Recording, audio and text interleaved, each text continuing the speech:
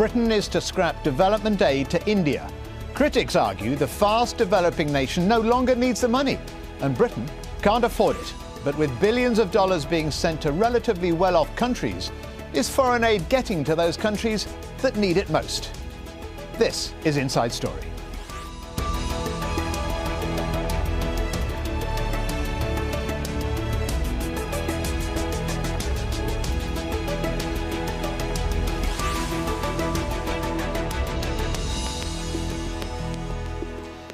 Hello and welcome to Inside Story. I'm Stephen Cole. Britain is pledging a new approach to foreign aid with a greater focus on helping the world's poorest. But that won't include India. A multi-million-dollar aid programme will end in 3 years' time. Critics of foreign aid argue that pouring millions into relatively wealthy countries devalues the concept of aid. Well, the UK is among the world's top foreign aid donors, and it's committed to increasing expenditure in line with the United Nations targets. But as the world's major donors face economic problems of their own, some are arguing that foreign handouts would be better spent at home. From London, Emma Hayward reports. India is one of the fastest growing economies in the world. Its manufacturing industry has helped make it a global player. For some, the rewards have been huge. For millions, poverty remains a daily reality.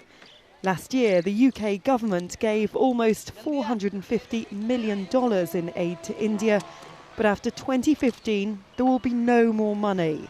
And there's no doubt that India is developing very successfully, and I think it's absolutely right to sit down with them and talk about what we want the shape of our development relationship to be over the coming years. So this is something that we sat down and agreed with them. I think it's absolutely right, and it does reflect the fact that India is now a big economy developing successfully. The UK says the relationship will move from one focused on aid towards trade. The UK's granting of foreign aid has been increasingly controversial at home. The UK economy is only just out of recession, and many believe it can no longer afford its overseas aid programme. And in India too, there have been signs that it's become unpopular. Earlier this year, the then Finance Minister insisted the aid was no longer needed. India's situation has changed, some say. In the past, it has been a very good thing. It's been given on very favourable terms. In fact, much of it has been grants rather than loans. But today, the situation has changed decisively. India is not grasping for this type of aid. But aid organisations are concerned, claiming India's poorest people may miss out. Well, we feel that it's too soon. There has been progress made in India. There used to be 100,000 kids that got polio every year, and now that's down to 0. So there has been progress. Aid's making a difference, but the job's not finished. 250 million Indians will go to bed hungry tonight, and 1/3 of the world's poor are Indians. So now's not the time to be saying goodbye. It's unlikely, though, the decision to halt aid will be reversed. India's economic ascent continues, as does the suffering of millions of its people. Emma Hayward, Inside Story. So can the world's wealthier countries still afford to fund the poor? To discuss this, I'm joined by our three guests. From London, Owen Barder, Senior Fellow and Director for Europe at the Centre for Global Development. He was a former senior official at the British Department for International Development. From New Delhi, Chetan Sharma, Senior Financial Analyst and columnist. And also in London, Alex Scrivener, Policy Officer for the World Development Movement and a specialist on aid. Well, Owen Barder, let's begin with you. On the face of it, India is a country, a BRIC country, that's growing wealthier seemingly every year. Why should Britain, growing but suffering severe austerity measures, give out millions of pounds worth of aid? Well, it's obviously terrific that India is now growing fast and that is improving the lives of many of the people in India, both the wealthy and some of the burgeoning middle class. And the British government is clearly absolutely right to be looking at things like trade and other things that we can do to help be partners in that. But the fact is that there are still a very large number of very poor people in India, and on average it's still a country with very modest incomes. So although we're aware of the growing inequality and the very large number of wealthy people, there's an enormous number of very poor people who are being reached with British aid at the moment. Well, Chetan Sharma, India's Foreign Minister Salman Khurshid says that aid is the past and trade is the future. Let's hear, before you answer, what he had to say exactly. We discussed a lot of trade, investment, cooperation, international, bilateral, multilateral, and I think that's how we see our relationship grow. Aid is the past and trade is the future. Well, Chetan, you just heard Owen talk about the poor. There's still a need. But does that, from the Foreign Minister, mean there's no need for British aid anymore, indeed aid from anyone anymore? I don't think so, because if you look at the fact that trade anyway continues, and it's continuing in leaps and bounds, even today, I mean, India remains the third largest investor in the UK, and outside the EU, it's the biggest market of British goods. So trade is continuing and continuing well. Let me just tell you about 4 or 5 different views that are emanating out of India, which will give you a better perspective and perhaps my take on them. Firstly, of course, that the aid is too small. Perhaps, but having said that, it's still 9 times what the US aid is, so it's not that insignificant. Secondly, there's the argument that India has its own nuclear and space program and therefore doesn't deserve aid. Now, that perhaps is a little unfair because it's comparing apples with oranges. And also the fact is that India's own social program is not being spent or being diverted to space and defense budgets, because the social spending is 23 times that. We spend about 3 billion on defense and space and about 70 on social welfare schemes. So there is no passing on benefit to the other side. The third thing, which perhaps is very important, is that the aid money is being misutilized and it's finding its way through corrupted sources. Now that, of course, is an argument that holds good, but you just don't stop building schools because, you know, money is not reaching the poor. Schools have to be built, they have to be empowered with teachers, but the fact is that you don't have to route it through the government, you can route through social bodies that are working on the ground and do it creatively. So that can happen. And also, the final thought is that, you know, as what even your story mentioned, India is the fastest growing economy. You know, India is relatively getting richer now, but then don't forget that India still houses half of the world's poor and half of the world's malnourished. So there is gross inequalities. We ourselves are fighting with subsidies. The fact remains that aid in the current form perhaps is not the best way. If we can find a solution wherein there is a win-win, wherein there is trading of skills, where there is social upliftment out here, which also finds economic benefit in Britain, I guess that's the way forward. Chetan, thanks for that and for those thoughts. And we'll be coming back to the couple of those, especially your comment about misutilized because of corruption. But I want to go to Alex Scrivener next. The UK international aid budget is currently about $18 billion. That's an astonishing sum, isn't it, for an economy struggling with debt? The amount Britain is proposing to spend on foreign aid will outweigh what it spends on its own police force. That's not sustainable.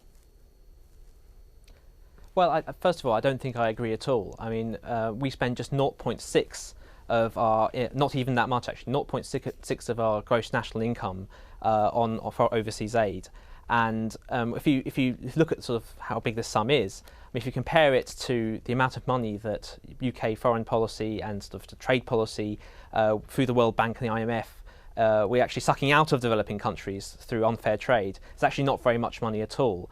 And I think, first of all, to return to sort of the aid to India point, I think what we must remember is, I think both the other people in this programme have said, that India is a country full of very, very poor people. It's one of the most unequal societies in the world.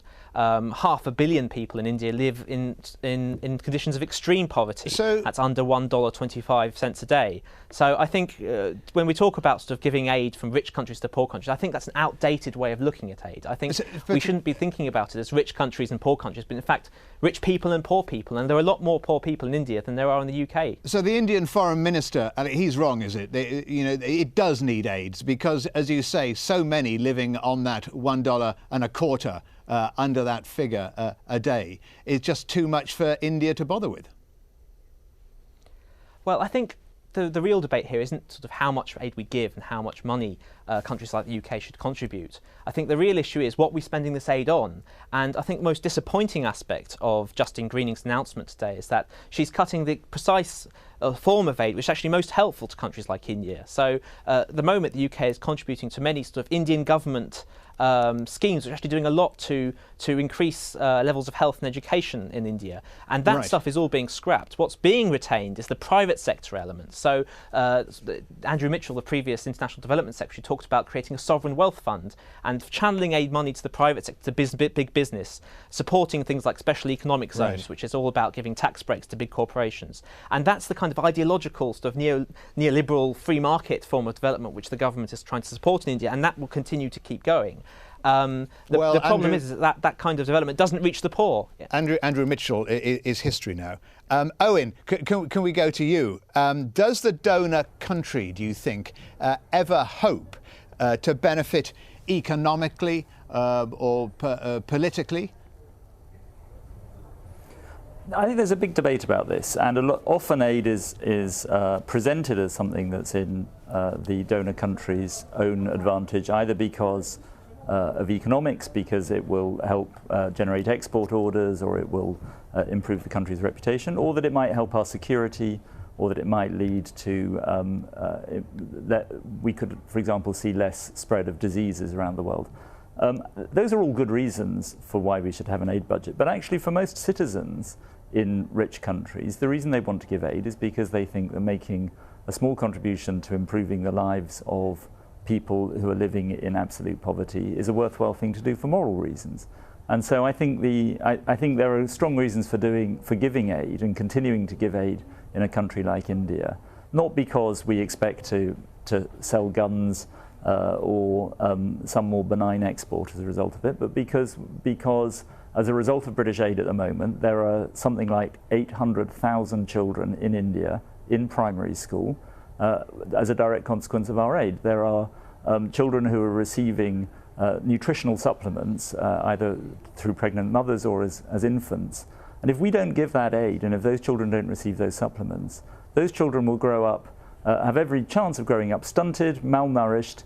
They're less likely to succeed in school, they will have cognitive impairment, they'll be physically stunted, and that's something that they will never get back. So we cut aid today, and that generation of children grows up stunted as a result of this. And so for most people, this isn't about whether or not it's good for the British economy. For most people, this is about whether it is actually reaching the poor people in India. And there's very good evidence that it is. It's very good evidence that it's making a huge difference. And that seems to me the most compelling argument for it. Okay, well, we've looked very much at India and Britain, but let's look at the international picture, the greater international picture, and look at where most of the foreign aid is indeed coming from. Well, these are the 5 biggest aid donors in the world as of last year. The United States is way out in front, committing more than $30 billion a year. Germany gives $14.5 billion, with the UK, in fact, not very far behind. And the UK is followed by France and then Japan at $10.5 billion. And these are the biggest recipients. Afghanistan receives the most, more than $5 billion. Indonesia gets almost $3 billion. And India, the country which the UK wants to cut aid to, receives about the same. China gets $2.4 billion in aid, and Iraq gets just a little less. Chetan, coming back to you, can the West really afford these very hefty handouts while their own domestic economies suffer a lot? I mean, I was reading that Kofi Annan now wants the UK and the EU, no less than Kofi Annan, to stop giving these billions in aid. He wants BRIC countries to wean themselves off aid. Is that a natural process, or do they need to start doing that consciously? I think they need to, because, you know, if you look at it, where it's most important to understand where the money is going and whether it's actually reaching the correct victims, so as to say. Now, if that's not happening, obviously there's no rationale. But if it is, and then if you're growing up overall as a healthier society, there's going to be a cross transfusion and there's going to be a cross help somewhere down the line. I mean, it's the same argument that goes for outsourcing and domestic jobs. At the end of it all, if you're going to outsource jobs and get an economic benefit and then fund your own society, you're going to have a global benefit. But let me come back to the points which are being made about poverty in the system and, and the corruption which is not enabling money to reach the poor.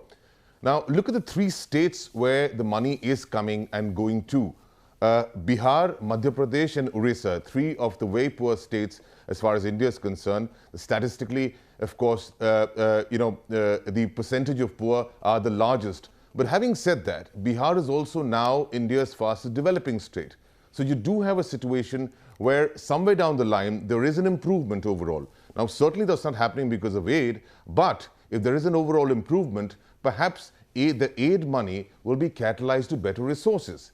The other side of the argument is that corruption still grows. In fact, the old comment, the most infamous comment of our Prime Minister, our former Prime Minister Rajiv Gandhi, was that a rupee of money spent by the government exchequer, only 16 paise reach the actual person for which it's required. 84% actually gets wasted away in corruption as well as all kind of negativities.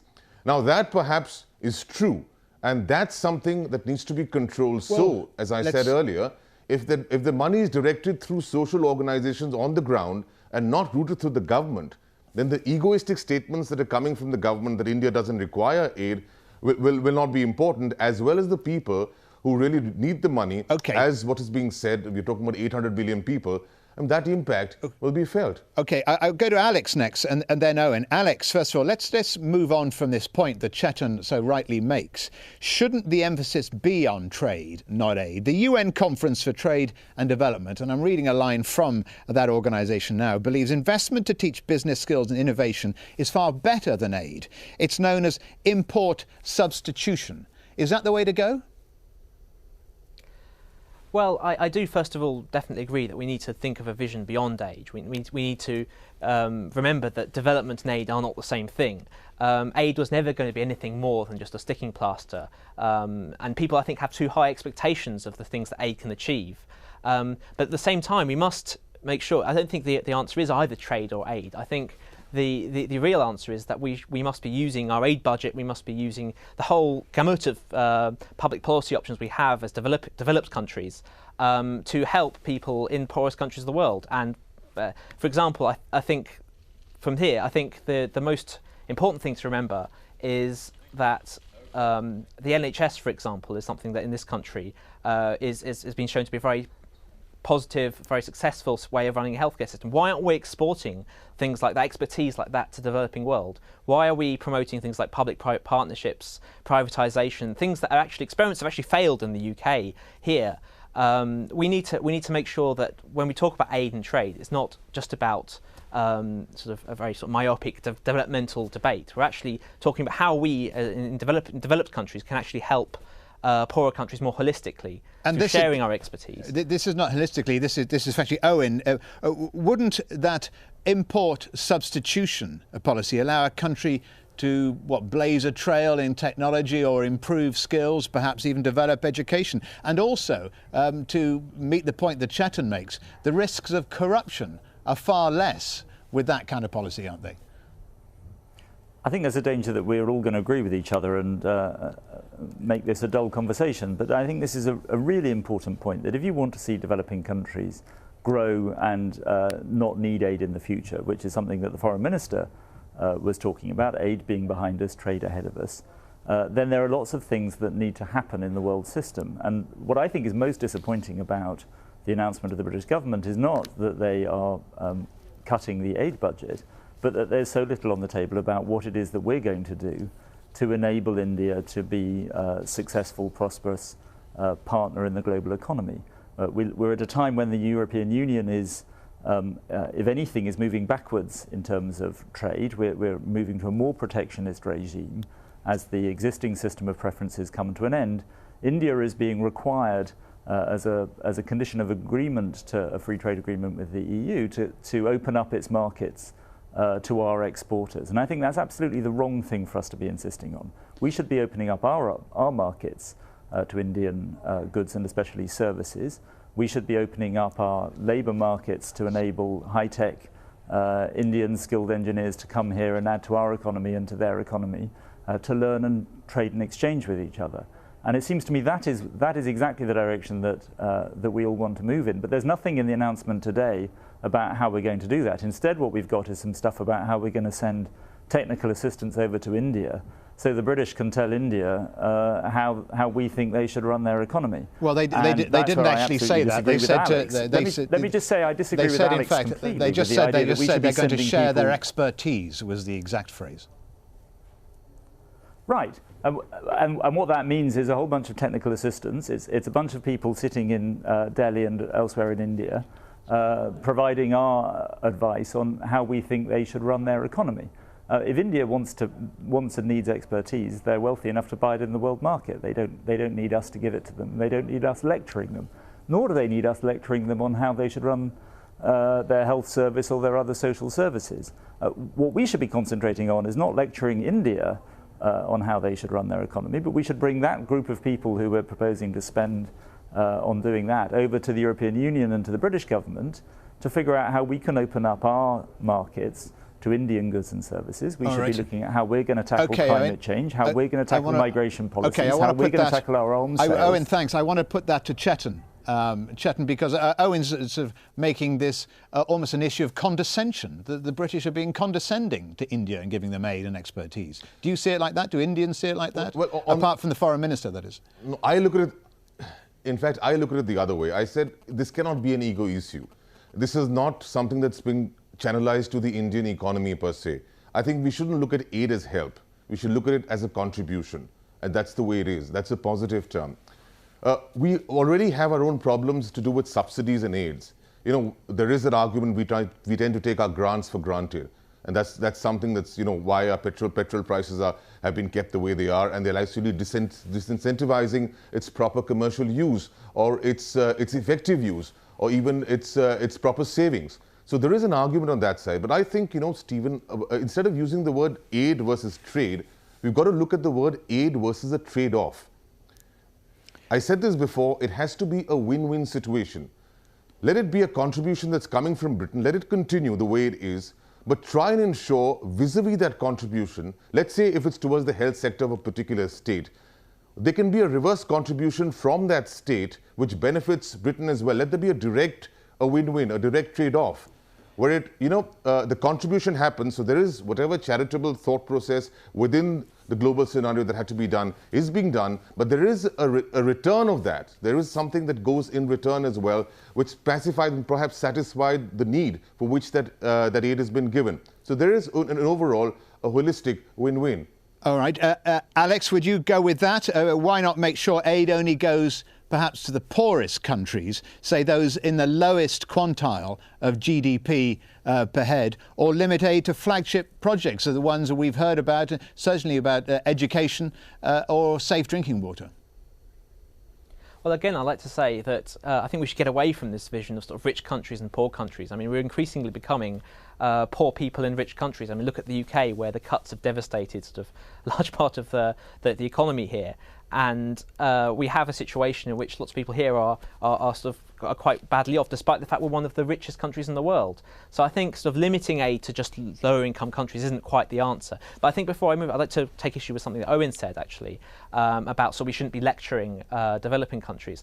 I think we are lecturing developing countries when we're telling them opening their markets, that free market ideology, the sort of the route of the World Bank and the IMF is the answer to their development problems. I think we should be open to sharing the best of our expertise, like I said, like the NHS, like all the successful policies that we've managed to implement domestically in the UK. But at the same time, we shouldn't be telling developing countries that the free market and neoliberalism is the way forward, is the way for development. Because, like in India, for example, and in Bangladesh and lots of these countries, they have gone down that route in terms of inviting foreign investors and sort of giving them tax breaks. And all that's done is to create more sweatshops. Okay. You've got people who are working for less than £1 a day, and that's not development. That's not pro-poor development anyway. No. Owen, you have a last word, but you've only got about 20 seconds. Let me just say that the 8 poorest states in India contain more poor people than the 26 poorest countries in sub-Saharan Africa.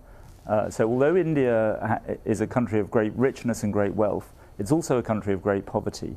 And we should not overstate how rich India is today. If you were to average its income across the whole population, it would still be a very poor country. Thank you very much, Owen Bada in London, and also to Chetan Sharma from New Delhi, and also from London, Alex Scrivener. And thank you for joining us on this edition of Inside Story. If you want to send us your feedback, email your thoughts to insidestory@aljazeera.net. Thanks again for watching. I'm Stephen Cole. Goodbye to you.